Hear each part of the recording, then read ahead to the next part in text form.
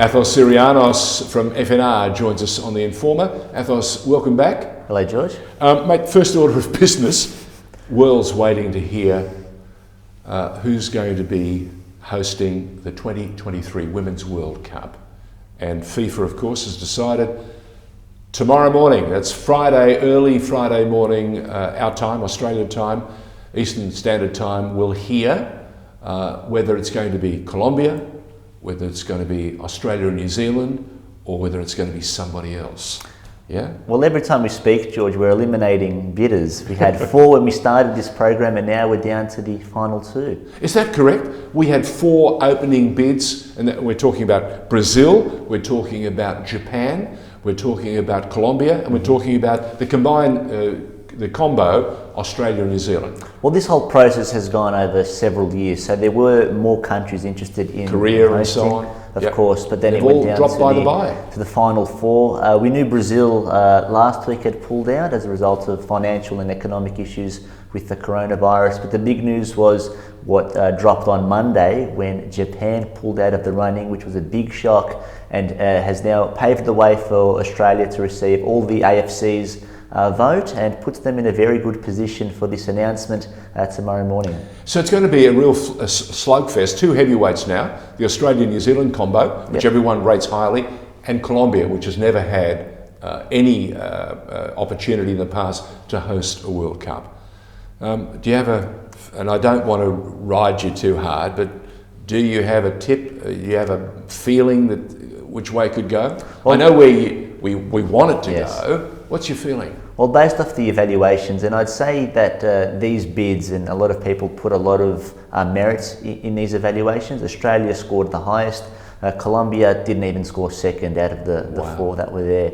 I think Japan foresaw this, and the statement that Japan released indicated that they see this as the future where joint bids, we've seen it with the Euros, we've seen it with the Men's World Cup for 2026, and we could be seeing it for the Women's World Cup as well. So they foresaw this. They didn't want to be that third wheel. I think they sort of see Asia's looking towards Australia. So from where they're thinking, it's almost a selfless act to let Australia take all of Asia's vote, unite under the one bid, and then for Japan, they'll be focusing on winning the World Cup. What would it mean for women's sport for Australia and New Zealand that have great women's teams already in netball, in basketball, in football?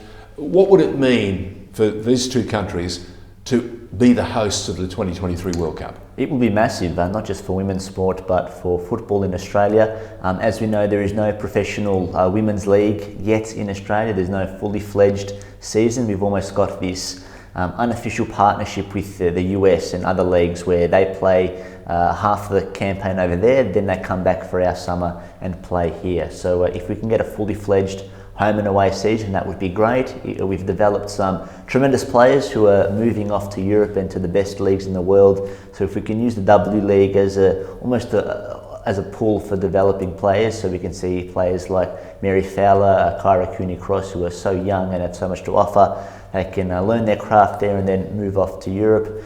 I think the most important part of any World Cup is the immediate aftermath. We've seen it so many times, George, where a nation hosts the World Cup. We'll use Brazil for an example. They do a great job, and then the stadiums don't get used. There's a massive economic downfall, sort of similar with Athens and the Olympic as well. So hopefully we put ourselves in a position where we can keep this momentum going well after 2023 and continue to build and make football the #1 game.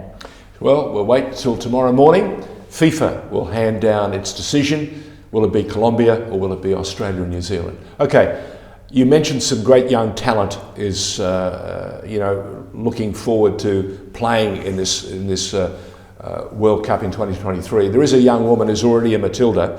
Her name's Ellie Carpenter. She's just had an outstanding season with Melbourne City and won the W League title. Great news. She's off to France to play with one of the biggest women's club teams in the world. She's going to Lyon. And I saw her on national television, so already the buzz has started, and she's being pushed more and more to talk about the game. as, again, another one of our ambassadors. Isn't that exciting? Exactly, and she'll be a Matilda for the next 10, 15 years. Already 20 years old, over 40 caps. She's represented Australia at the Asian Cup, at the most previous World Cup. I'm very much looking forward to see her continue to grow as a player, especially at Olympique Lyonnais, who have some of the best players in the world. They're the European champions for a reason, so a massive future ahead for her. All right, it's been a busy week. We've been waiting for FIFA to make its announcement, and it's just around the corner.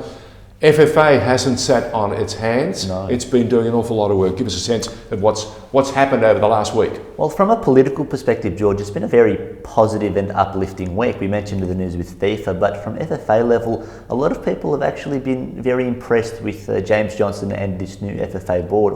This is the new chair, the new CEO. The new CEO. Yeah. He's almost taking a stand on football's behalf. He's sort of not neglected, but has rejected claims that they're worried about the other sports. He said, we'll worry about us and let them worry about them. This is following on the discussion that it might be good to move the game to the winter. Yes, well, we know... Everyone's gone, oh, but what about rugby league? What about rugby? And he's gone, what did he say? He said, worry about football, we're not worried about the other codes. So he's taking a strong stand. Now, this is following the agreement that the FFA made with Fox regarding the A-League rights. So we now know the number is about 30 plus million? About 32 million is the number. Which is way better than 11, which is being touted in the first few hours. Exactly, it's in between 11 and the 57 Fox were paying with the original deal.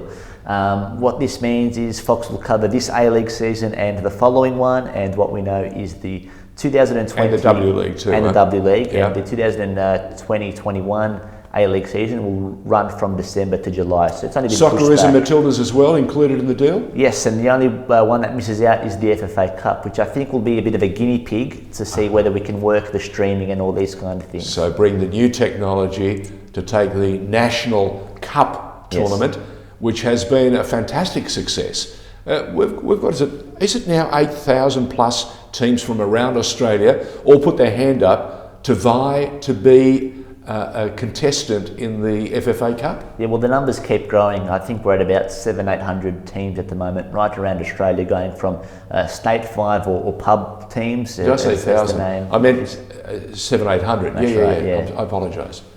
So it's exciting. Yeah, teams from right around Australia at all levels get involved. Darwin is included. They're contenders. They reckon they can make the final 16. We've seen, of course, a number of Victorian teams prove enormously handy. Some teams from New South Wales. South Australia has shown a great flair. WA is a bit tardy, and Queensland has shown it's also had some terrific clubs at amateur level who have something about them and can play up with the big boys in the NPL and also in the A-League. Well, naturally, Victoria and New South Wales get a lot of attention, but South Australia and Queensland, they've got some great talent over there and great young Aussie coaches, George. Guys like Joe Mullen, Damien Murray, Warren Moon, who's just got a job with the Brisbane Roar. So those leagues are breeding grounds for not only developing players, but developing local coaches as well.